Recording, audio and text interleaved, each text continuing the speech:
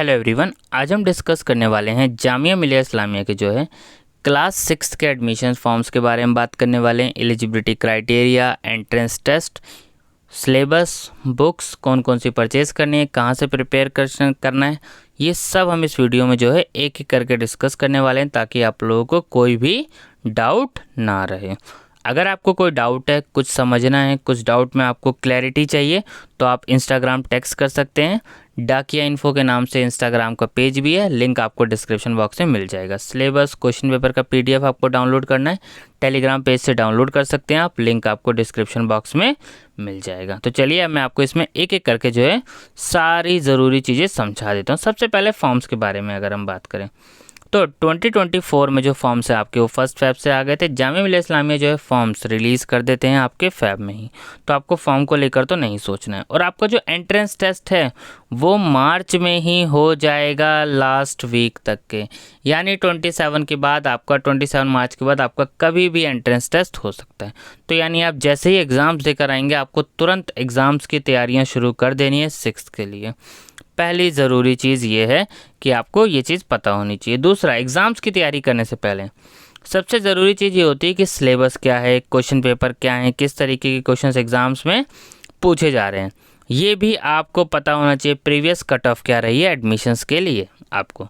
चलिए अब मैं आपको सबसे पहले सिलेबस बताता हूँ कि इसका सिलेबस क्या है। क्लास 6 के लिए सिलेबस वही रहेगा जो आपका क्लास 5 का सिलेबस है, क्योंकि क्लास 6 में एडमिशन लेना है तो आपको क्लास 5 का। तो अब देखिए यहाँ पे क्वेश्चंस कैसे कैसे हैं। ईवीएस से 50 क्वेश्चंस हैं, mathematics and numerical skill test 25 और लैंग्वेज इंग्लिश टेस्ट 25। टोटल जो है 100 आपके एमसीक्यू क्वेश्चंस आपके एग्जाम्स में पूछे जाने वाले हैं। यहाँ पे भी आप देख सकते हैं सिलेबस लिखा हुआ है for class 6 based on CBSE syllabus of class 5। तो सीबीएसई सिलेबस ही आपका जो है क्लास 5 का रहने वाला है, यही आपको ध्यान रखना है। अगर आप किसी और बोर्ड से हैं तो आपको सीबीएसई सिलेबस एनसीईआरटी बुक की परचेज करनी पड़ेगी, उसी से आपको तैयारी करनी पड़ेगी। अब आपको क्या क्या करना है, सबसे पहले आपको प्रीवियस ईयर क्वेश्चन पेपर देखना है। बिना प्रीवियस ईयर क्वेश्चन पेपर देखे अगर आप एंट्रेंस की तैयारी करेंगे तो आपको बहुत प्रॉब्लम्स होने वाली है एडमिशन्स के लिए। प्रीवियस ईयर क्वेश्चन पेपर से आपको एग्जैक्ट पता चल जाता है कि कहाँ से क्वेश्चंस एग्जाम्स में पूछे जा रहे हैं। तो प्रीवियस ईयर क्वेश्चन पेपर की वीडियो जो है आपको जो है चैनल्स पे देखने को मिल जाएगी, ठीक है। इसके पीडीएफ डाउनलोड करने हो आप टेलीग्राम पेज से डाउनलोड कर दीजिएगा, लिंक आपको डिस्क्रिप्शन बॉक्स में मिल जाएगा। फिर भी आपको कोई कन्फ्यूज़न हो इंस्टाग्राम आप टेक्स्ट कर सकते हैं, चैनल पेज के नाम से ही इंस्टाग्राम का पेज भी है डाकिया इन्फो, ठीक है। तो आपको क्या करना है, सबसे पहले प्रीवियस ईयर क्वेश्चन पेपर करने हैं।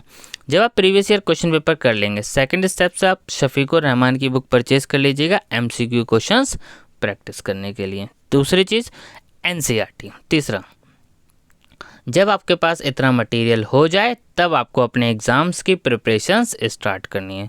प्रीवियस ईयर की कट ऑफ देखना आपको नहीं भूलना है। कट ऑफ की वीडियो चैनल्स पे अपलोड है, फिर भी आपको नहीं मिले आप कमेंट करके पूछ लीजिएगा, उस टॉपिक पे दोबारा वीडियो जो है बना दी जाएगी, ठीक है।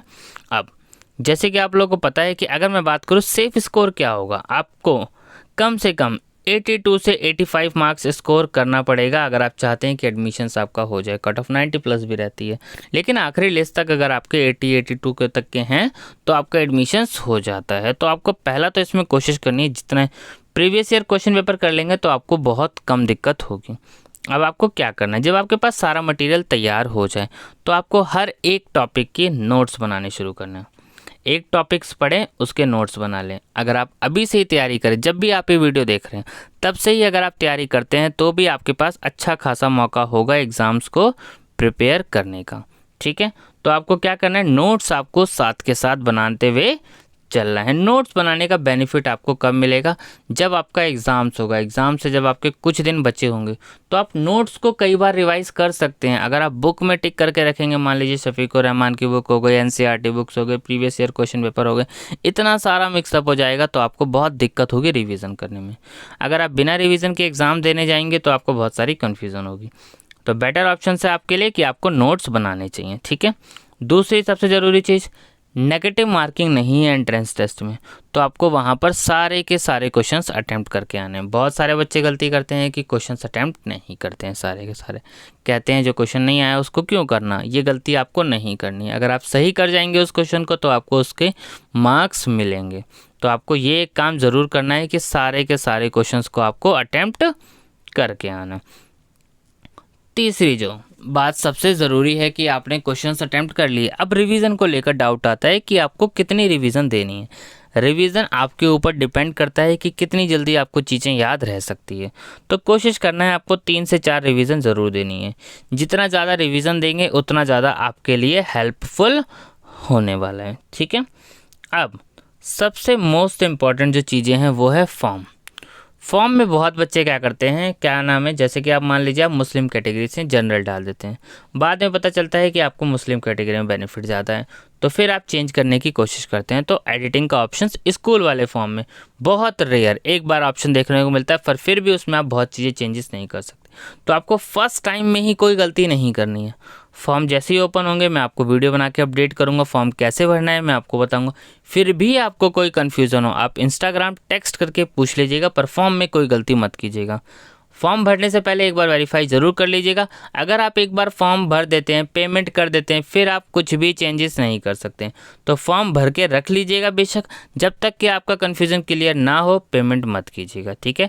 जब आपका कन्फ्यूज़न क्लियर हो जाए तब पेमेंट कर दीजिएगा, ठीक है। क्योंकि पेमेंट करने के बाद आप फॉर्म में कुछ भी नहीं कर सकते। जब तक कि आप पेमेंट नहीं करेंगे तो आप दोबारा फॉर्म भी फिल कर सकते हैं। अगर आपने पेमेंट कर दिया तो आपका फॉर्म सबमिट हो गया, फिर आप मल्टीपल फॉर्म फिल करेंगे, आपका फॉर्म रिजेक्ट हो सकता है। तो ये सारी चीज़ें जो है आपको गलतियां नहीं करनी है। कोई भी कन्फ्यूज़न है आप पूछिए, आपको कोई दिक्कत नहीं है, आपके सारे डाउट्स जो है क्लियर किए जाएंगे। तो अगर आप सारे स्टेप में ध्यान रखेंगे तो आपको कोई दिक्कत नहीं होगी एडमिशन्स के लिए, एडमिशन्स एंड तक। तो अगर आप एलिजिबिलिटी क्राइटेरिया फुलफिल नहीं करेंगे तो भी आपको दिक्कत होगी एडमिशन्स के लिए। तो आपको सारी चीज़ों को स्टेप बाय स्टेप जो है चलना है। और एंट्रेंस टेस्ट को लेकर भी बहुत बच्चे को डाउट होते हैं कि ऑफलाइन होता है या ऑनलाइन। ऑफलाइन होता है, आपको एग्ज़ाम सेंटर पे देने जाना होता है, ये आपको पता होना चाहिए। और स्कूल के जो एंट्रेंस टेस्ट का सेंटर है वो दिल्ली ही रहता है। यहाँ पे आप देख लीजिए, यहाँ पर भी लिखा हुआ है। ऐसा नहीं है कि एंट्रेंस टेस्ट का सेंटर जो है आपको दूसरे स्टेट में मिलने वाला है। तो अगर आपको स्कूल में एडमिशन लेना है तो आप किसी भी स्टेट से हो, आपको एग्ज़ाम देने जो है दिल्ली ही आना पड़ेगा, तभी आपका जो है एडमिशन्स होगा, ठीक है। एग्ज़ाम भी आपका दिल्ली में ही होगा और एडमिशन्स भी आपका फिर यहीं पे ही होगा।